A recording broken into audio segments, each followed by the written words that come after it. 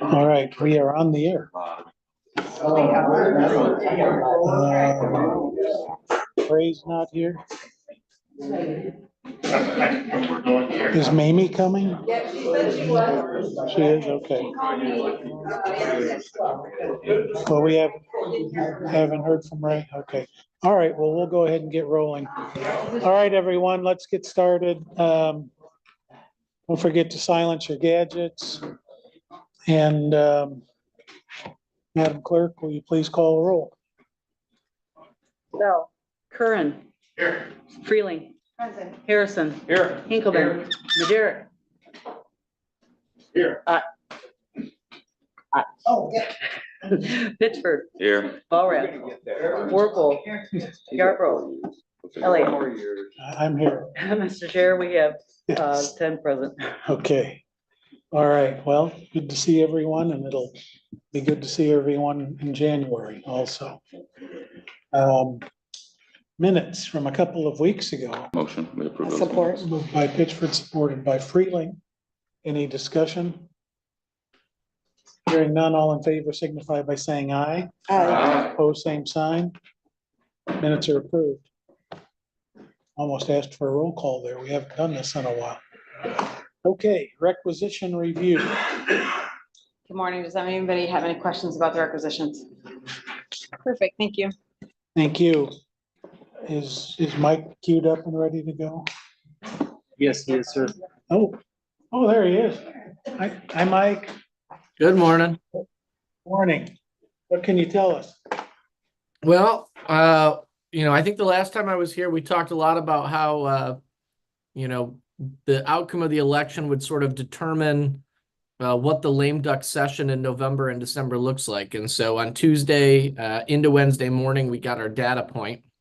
I know I sent an email over to the county. I think that's been shared with you with sort of a post-election update with some of the results. So I'm happy to answer questions on the results, but I'm going to kind of focus in on what the state house results in Michigan sort of mean for November and December here, unless folks have specific questions on specific races. But what happened in Michigan on Tuesday night was that the Republicans flipped the state house by flipping 4 seats. Again, this is our first election sort of with the new longer term limit rules, which meant that the amount of term limited House members was very little. We did have a couple people not seek re-election, but that meant the map of sort of competitive open seats was very small. And so ultimately, the pathway for House Republicans to take majority was to win at least 2 contested seats without losing any incumbents, or for each incumbent they lost, pick up an additional one. Ultimately, what happened was only 4 seats out of 110 flipped, but all 4 of those seats flipped in favor of Republicans.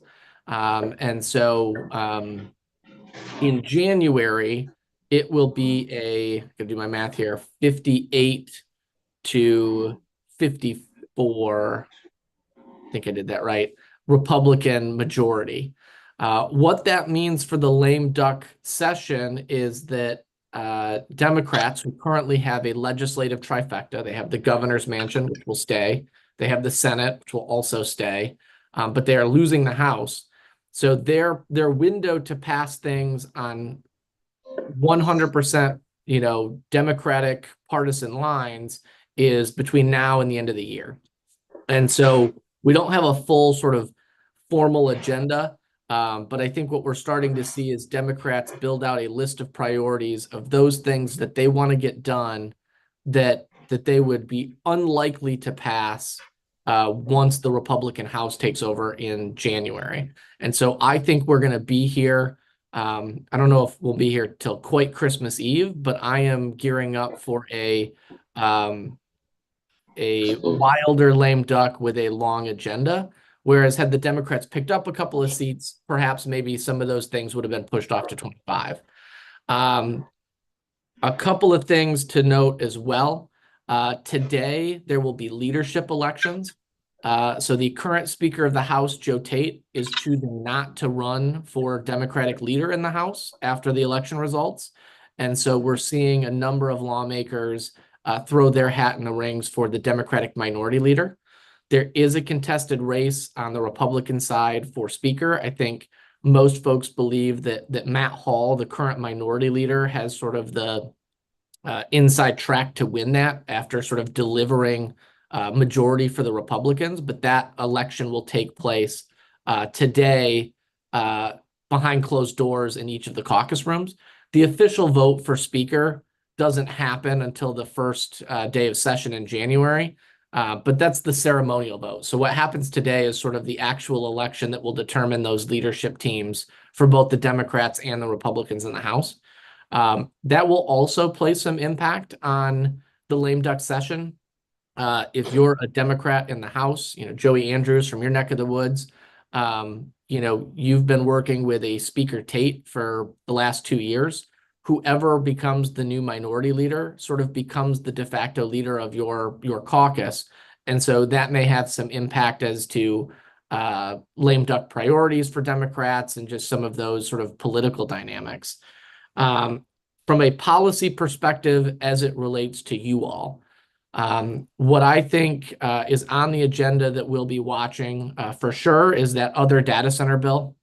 As you recall, we were able to, I believe in September, pass one of the 2 data center bills. It's a sales and use tax exemption.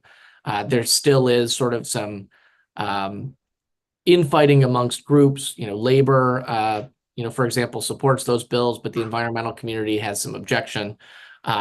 A number of Democrats stayed off the board, just did not vote in September, and they fell 1 or 2 votes short on that second bill.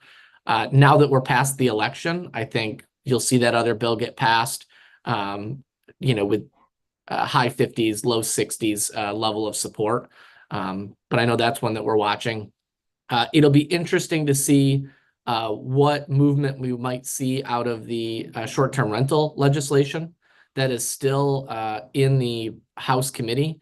It has had 2 hearings, but has not moved. Now that we're in that lame duck session, is that one of the things that Democrats say, hey, we'd like to get this done in lame duck? We'll sort of have to see what that looks like. And then the paid leave tip credit stuff, I think is going to be big down in your neck of the woods. Again, county government is an employer, so some of that stuff impacts you all directly from that perspective. And I know that the hospitality industry and a good portion of Berrien County is also really big. Is there a deal made on that? Those based on the court rulings, those would take effect in late February. Is this something that is better suited to make a deal in lame duck rather than negotiate in divided government in January, especially with that sort of hard deadline in February? I suspect, at least I've been told, we're going to see a bill introduced on preserving the tip credit today. I believe the author of that bill will be a House Democrat.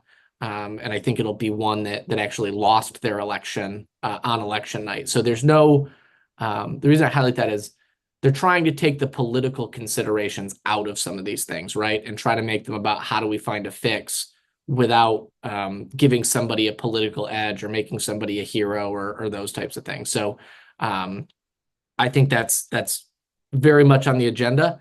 I will highlight that just because things are on the agenda on November 7th, doesn't mean that all of them are going to get done. From a session calendar perspective, folks are in today, light day of voting, and again, those leadership elections. Folks should be in next week for some voting, and then they're off for 2 weeks for that hunting/Thanksgiving break. They'll come back the first week in December, and they'll be in as many weeks and as days as they'll want to be in before they adjourn for the year.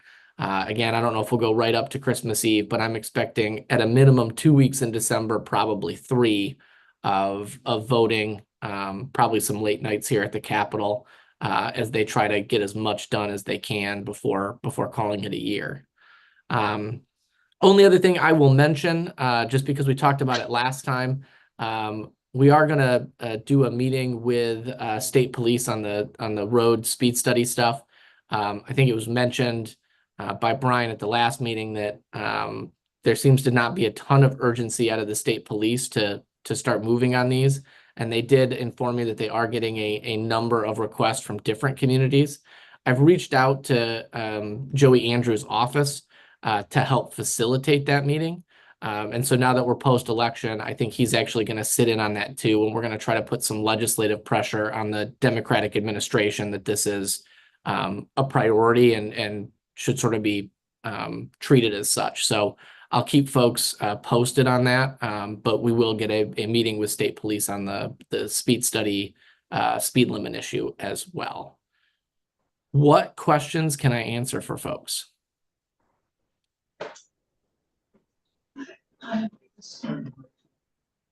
Commissioner Yarborough has a question. Good morning. I wanted to ask, you were saying, and then I don't know if you cleared it up in the next sentence or two, but the short-term rental is talking about becoming a state law. Is it a state law? Does the state have anything to do with that? So, yeah, so there's been a debate over the last several years over how to regulate short-term rentals. Last session, the bill that was being pushed and moved was being pushed largely by the Realtors Association. And that bill sought to put into law that you had a by right residential use in renting your home as a short-term rental. The municipal community broadly has said we have a right to zone, and you do have a right to zone under current law, short-term rentals because it's a commercial activity. The bill that is currently sitting in House committee, Joey Andrews is the lead sponsor of that package.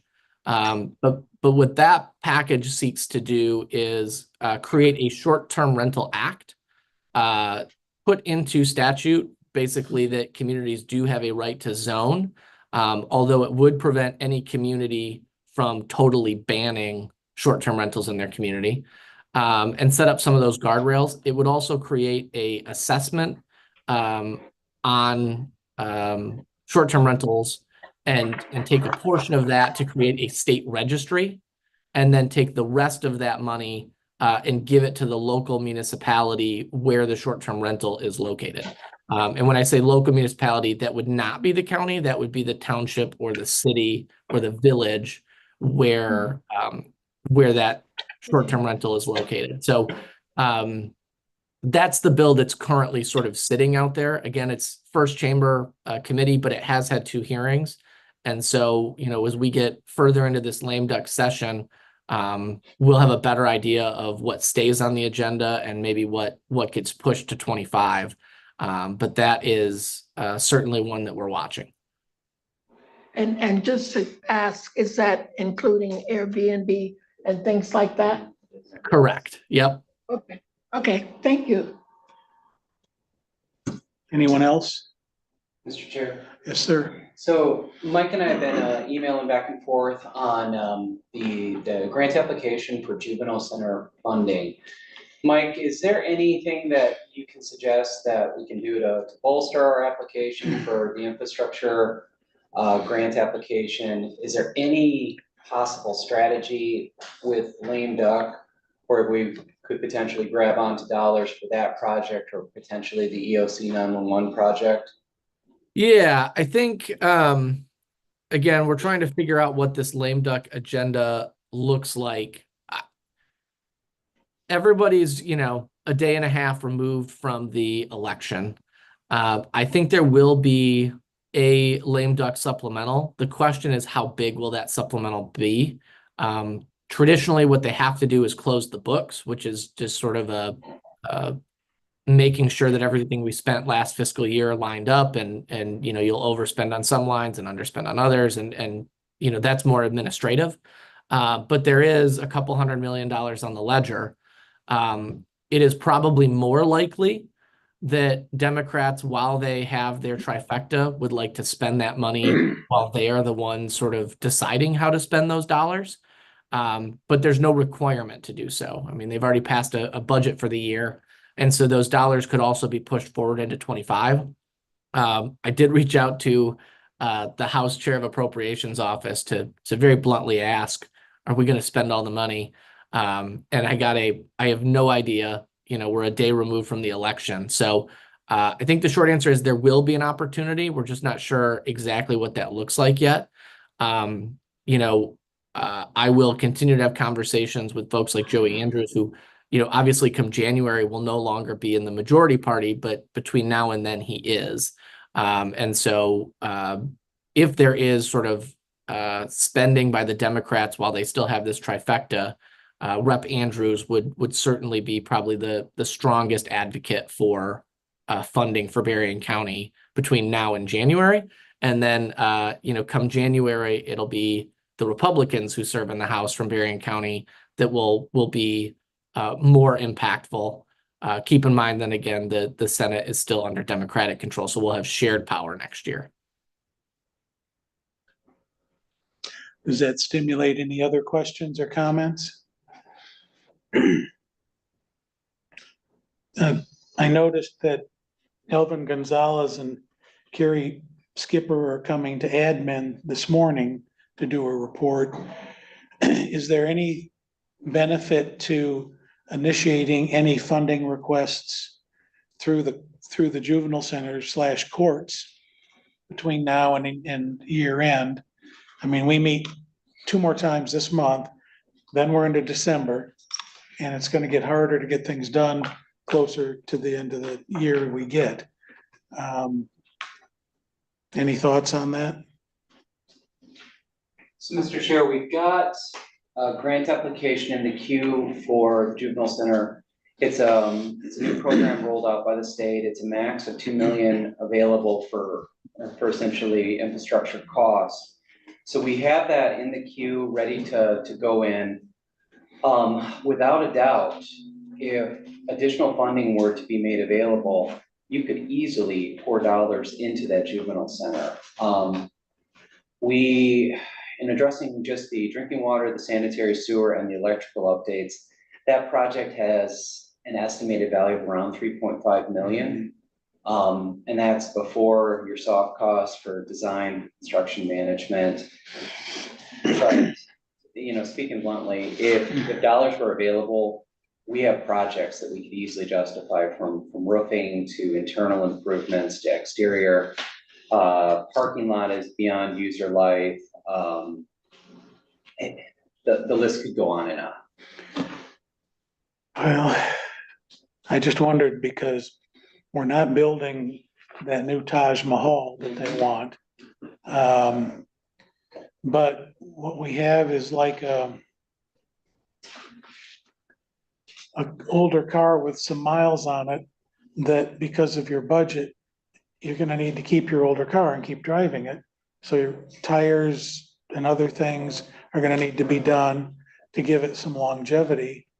If there would be any way we could get that money from Lansing, even if it's 2 million per the grant, that would go a long way. And we still have stuff to do at 500 Circle. Yes. So if we don't ask, So Mike, does it make sense for us to give you kind of the short list of here's projects, here's estimated costs, and then see how receptive the audience will be over in Rep. Andrews' office? Yeah, and I would say too that, keep in mind that Senator Nesbitt is still the minority leader. So if there's some horse trading to be done, he's certainly in a position to do some of that as well. And obviously I'm a big proponent of providing the same information to everybody in the delegation, regardless of party. What I would suggest is, and you all have done a tremendous job of identifying capital needs throughout the county. And obviously I know that list is a lengthy one. I think if you all could prioritize, sort of your top 2 or 3 projects and asks, it's kind of nice to provide a little bit of a, hey, these are some projects that all need, attention. And do you, representative or senator, does one of these speak to you more than the other? We'll take anything we can get, right? So, I don't know that we want to provide everybody with, hey, here's everything. But I think if we can kind of narrow that list down to our top 2 or 3, that would be helpful. Okay, with that in mind, could the committees, I know you've got work to do already, but could the committees each give us a top 2 today? And then we can put those together and come up with the top 2 of the top 2s and get it to Mike Crombie. Ma'am. And I know that there's been work ongoing that we've continuously revised the list. And when we have gone either to conferences for MAC or had interface with legislation, that we've been able to give them that list. We could look at that and refresh it and say, here are the top ones based on where our priorities have shifted. Okay, I mean, I appreciate what Mike is saying. If we give them 10 or 12, it's gonna dilute them all. But if we could focus on a couple, we're getting toward the end of the session. And, if we can free up a few bucks for some projects, that's some money that we wouldn't have had otherwise. And certainly 500 Circle and the Juvenile Center, there's a pretty substantial list of things to do. And I know we're gonna be getting a briefing on some things from Don Trail. I think the agenda says windows, but Don could certainly have input on what's happening at Juvie and 500 Circle.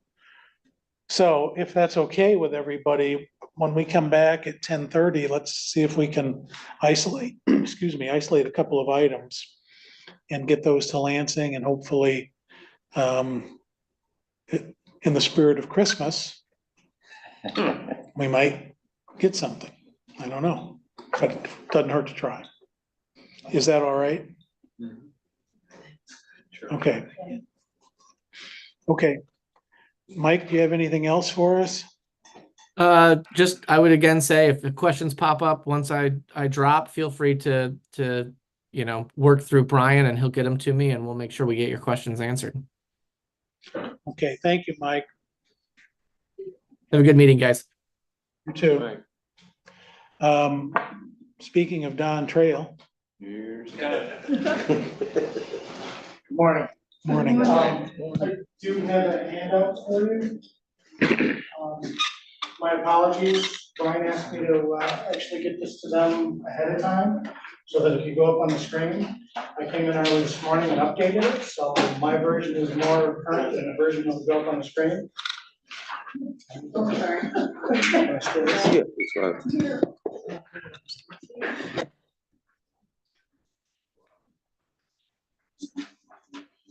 I was actually slated for a window discussion.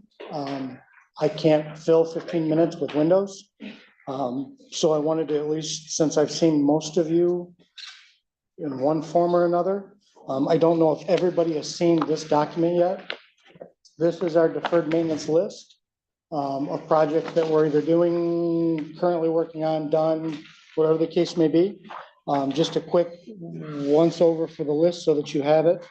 The first page, which is now considerably grown as of this morning, are all projects that are actually done. Those are actually projects that we have started, completed, and for the most part have completely paid for as well.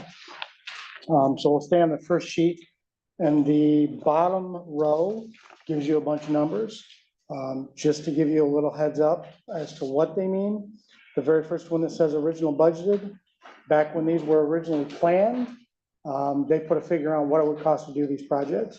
That was done 2 to 3 years ago. So some of these came in under, some of them came in over, but the original budget of projects in this particular instance was a little over $8 million. Once we paid for these projects, we spent $5.5 million. You throw in the other columns down towards the end, which are hard costs and soft costs for phase 1 and phase 2, which are construction management, and design out of the Bakioki Group or Avid Marsh, depending on the project. Once you all throw all that in, your total last two columns, little over $8.5 million was what would have been budgeted, and we spent a little over $6.5 million. So of all those projects, we actually saved around $2 million that we can then use on other projects. If you go to the second page, it's all in blue. The second, and I believe, nope, just the second page. These are the projects that we're currently working on. They've either already started, for instance, like the Public Defender's Office, the windows in this building, the projects that we are currently working on. I currently have 13 projects in the blue that we are currently working on. We've got guys on the ground working construction right now. I have 5 more that are in the blue. They're actually out for bid as we speak. Of the 42 projects total between gray and blue, only 10 have come in over budget. So we've saved significantly between, I don't want to say horse trading, but making sure that we're getting our money's worth on these projects. If you go to the next page, which has kind of a dark tannish color, a brown and a green, the ones in the top are parks projects. Those I'm not touching at all. I'm doing them, I'm overseeing them, but they're parks projects, so I won't interfere with the projects that they're currently doing. The ones in green are ones that we're kind of sitting on because we want to make sure that we have enough money to complete all the projects that I know have to get done. And then on the last page, there's projects in purple, and this will hit on where we were discussing the juvenile center. These are the projects that I've currently more or less pulled to total just shy of $4 million. Those are funds that we're setting aside in case we have to spend money at the juvenile center. We can use some of these funds to do that. If I could get $2 million from the grant that's being proposed, that would obviously save us that money, and then I could put those funds back towards other projects that we've had to eliminate. So that's just an overview on all the projects. Does anybody have any questions on these? George? Between the gray and the blue, you have only about $22 million projects. And I thought the budget for these projects was 18. With surplus. Correct. I had a discussion with Doug yesterday, and here's where, and I've voiced this in meetings with my committee before. I don't know. I can't answer that question because yesterday I was told it was a little over $20 million that I had available. Right?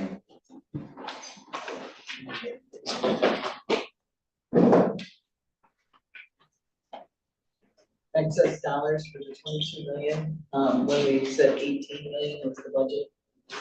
Oh, sorry, Annette. We've got 22 million in projects that are in the works, either under bid, contract, or completed. And we had originally agreed to 18 million, so where is the additional 4? I'll get you an answer to that. We understand that we're capped at 18.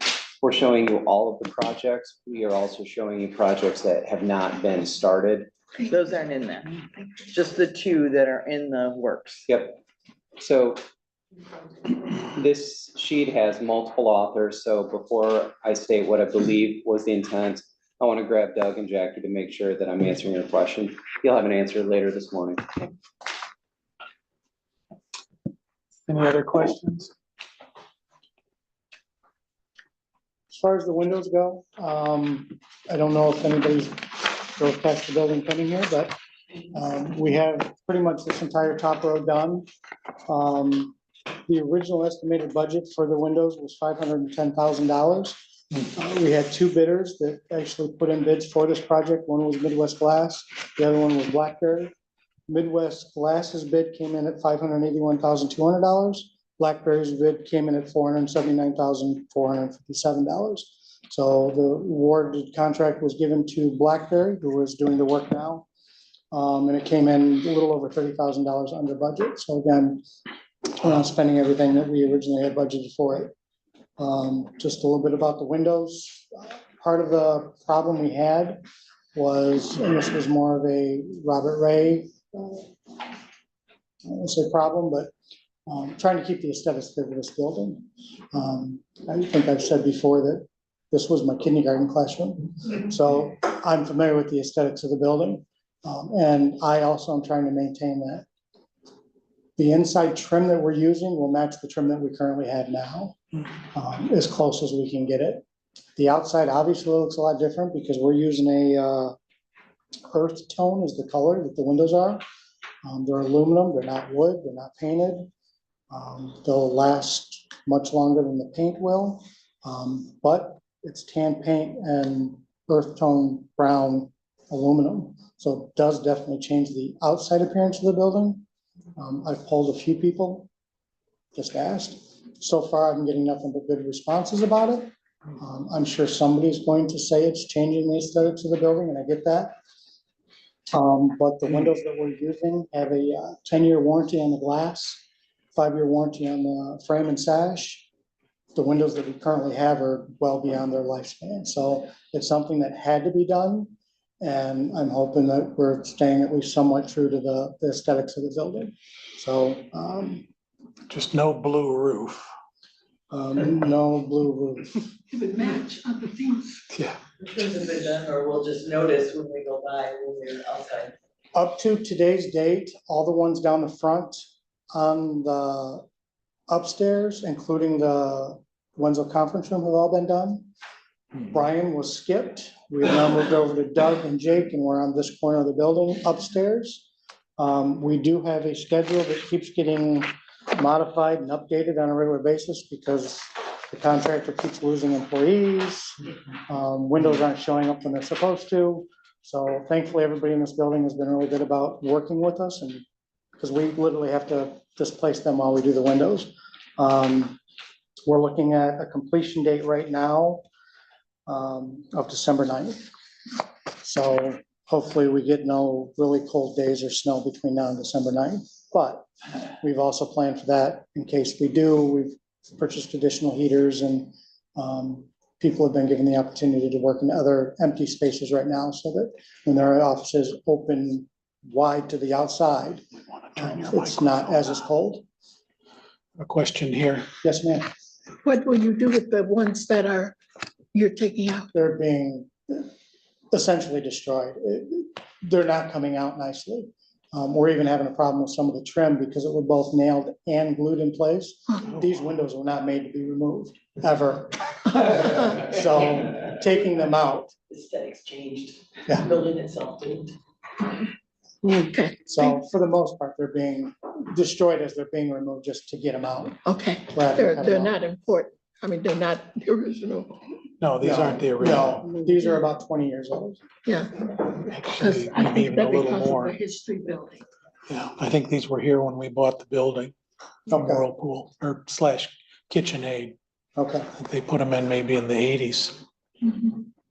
So Good. they They're were beyond good. their lifespan. Yeah, they were good in the day.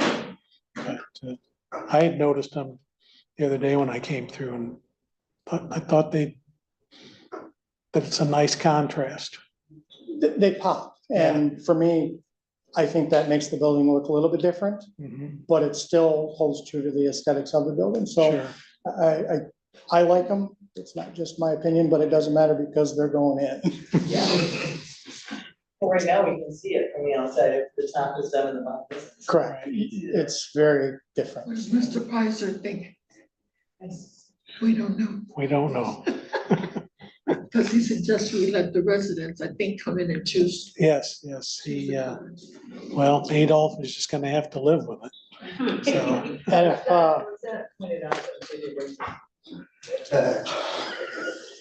and in reference to what you were discussing earlier, you're gonna find a couple of points that we need to hit hard for the juvenile center. Unfortunately, we have a very extensive list there, like I do with all our buildings. We have to get off the water tower, so water and the septic are huge. yeah, We're not gonna get in the water business, and if we do something else with the hospital, the tower goes away, we have to have something else to actually accommodate. The tower's too big for just the juvenile center.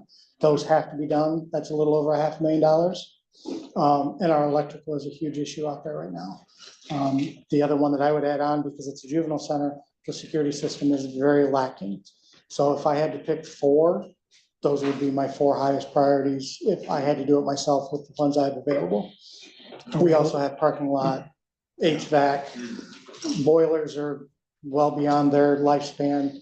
The list goes on, but if you're looking for four priority ones, those would be my highest ones right now, as far as I'm concerned. Are we looking at maybe a 10-inch well out there if we need to put our own in? You know, and it may be double wells because we have to actually support the fire suppression system as well. Okay, So a tank and a second well and maintain the pressure at the sprinklers? correct. Okay. Okay, anyone else have any questions for Don, and do you have anything more for us? Unless you have questions. Okay, well, thank you. Thank you. I'm going to ask for public comments, even though I don't think we're going to get any. And since we have not, we'll go ahead and adjourn, and we'll come back at 10:30.